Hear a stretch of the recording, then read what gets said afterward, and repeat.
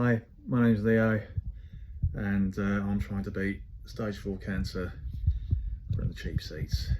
Why am I doing this video? Quite honestly, it's just a personal video diary really, which I'm just putting out there. If there's anyone else in my position. So I got diagnosed with esophageal cancer just over 2 years ago in May 2024. At that point, the prognosis was good. It was caught early, and I was told I was on a curative pathway. Since then, I had chemotherapy that summer.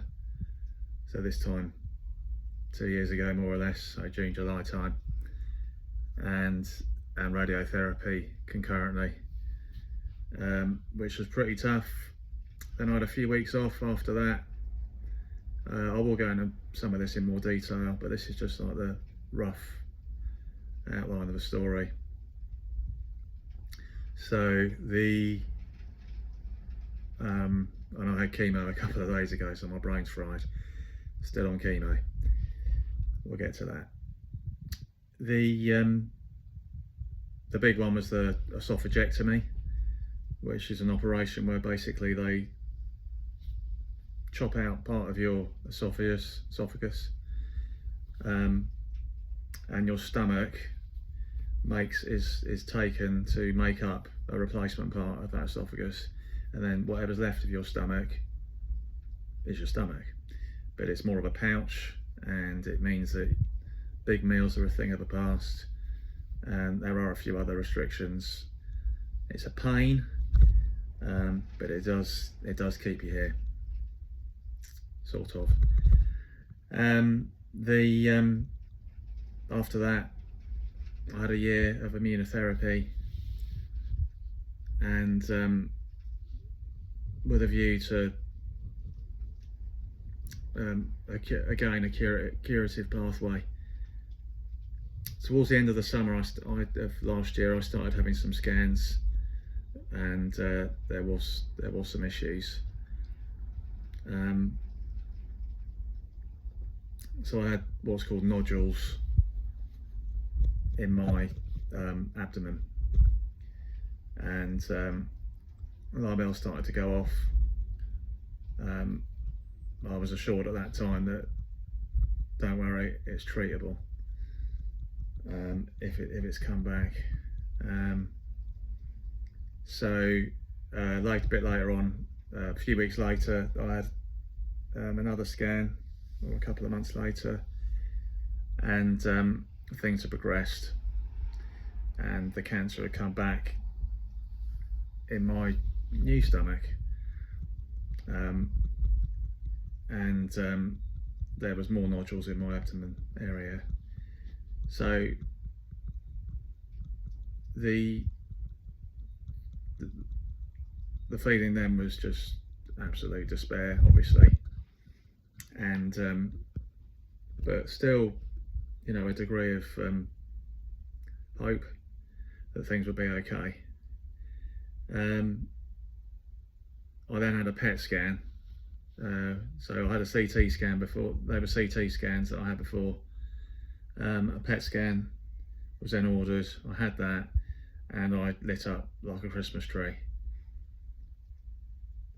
which I had confirmed a couple of weeks later, in early Feb of this year, 2026.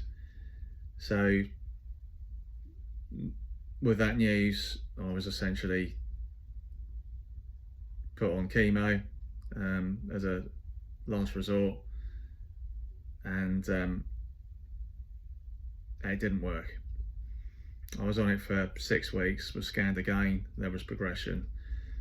I've now been given 6 months, or I was given 6 months over a month ago, and I'm on what's called palliative chemo, which I may go into more detail about the types and all that sort of thing at some point. So what do? Do I go home and die, or do I start researching and trying to get some help from alternative means? That's the path that I've chosen, which is exhausting when you feel this rough. There is some help. There's this book, for example, How to Starve Cancer by Jane McLennan.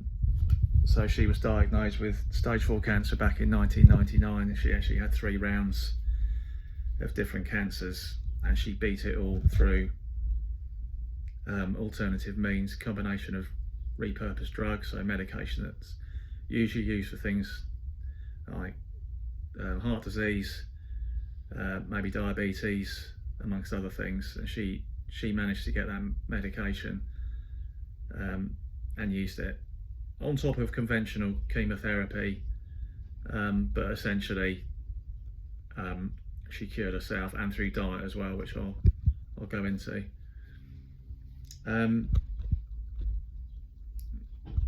There are a few other people out there that are giving me some inspiration. I'm with an excellent nutritionist at the moment by the name of Amanda King, and I've been referred to Dr. Harry Cohen, which I hope to see in a week. Now, none of this is particularly cheap, and when I say I'm going to try and beat this from the cheap seats, I really do mean it. We've had to scrimp and scrape to get the money together for these appointments, and I know for some people even just getting the appointments is impossible. It's what comes afterwards. So the medication, the vitamins, and there's a diet as well that you have to follow strictly. So contrary to popular belief, the official line with the NHS is that sugar, glucose and diet in general does not affect cancer.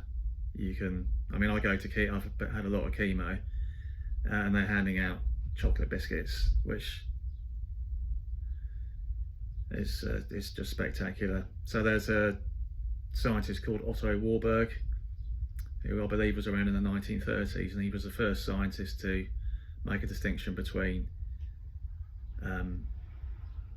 cancer cells and sugar and glucose and diet for that matter. So you got to take into consideration carbs, obviously pasta, potato. So I've cut all of those out. I'm actually on what's now called a ketogenic diet, and that essentially basically gets your body to burn fats more than all the other stuff that I've just mentioned. Sorry, chemo brain. Hope this is all making sense. I'm going to try and make these videos short and sweet, with just as much information as possible, but without people switching off. So I'm conscious of the time. This is just an introduction, really. My name's Leo. I've got stage 4 esophageal cancer, and I'm trying to beat it from the cheap seats. Thank you.